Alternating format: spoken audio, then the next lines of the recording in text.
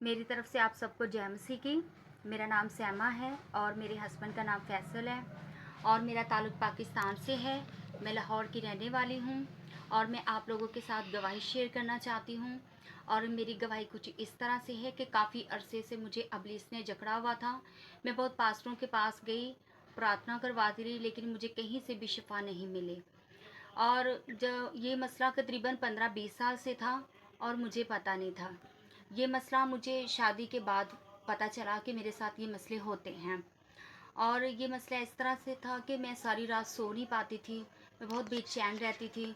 और इब्लीस जब अटैक करता था तो बहुत मुश्किल होती थी, बहुत परेशान मैं रहती थी, सारी रात सो नहीं पाती थी। फिर मुझे डरावने सपने आते थे, जैसे कि मैं जंगलों में घूम रही हूँ, वीरानों में घूम रही हूँ, कब्रिस्तानों में घूम रही हूँ। और इस तरह इब्लीस अटैक करता था कि मेरे जिस्म पे, जब मैं सुबह सोकर उठती थी तो मेरे पूरे जिस्म पर, शरीर पर निशान होते थे, जैसे जले के होने या मारपीट के, जैसे आप लगा लें, ऐसे निशान होते थे।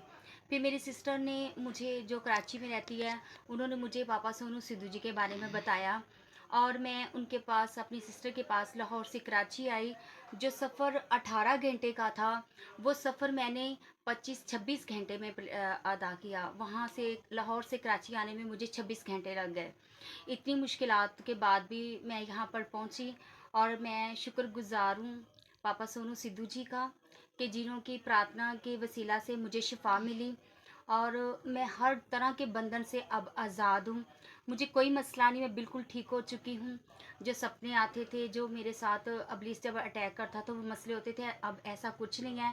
पापा सोनू सिद्धू जी हर डेली मुझ पर प्रार्थना करते रहे और उनकी प्रार्थना के वसीला से खुदावंद ने मुझे शिफा दी है। अब मैं बिल्कुल ठीक हूँ और मैं शुक्रगुज़ार हूँ प्रभु के दास और दासी की, और अपनी सिस्टर की भी, कि जिनके वसीला से मुझे पापा सोनू सिद्धू जी से राब्ता हुआ और मैंने उनसे प्रार्थना करवाई और उनकी प्रार्थना के वसीला से अब मैं बिल्कुल ठीक हूँ।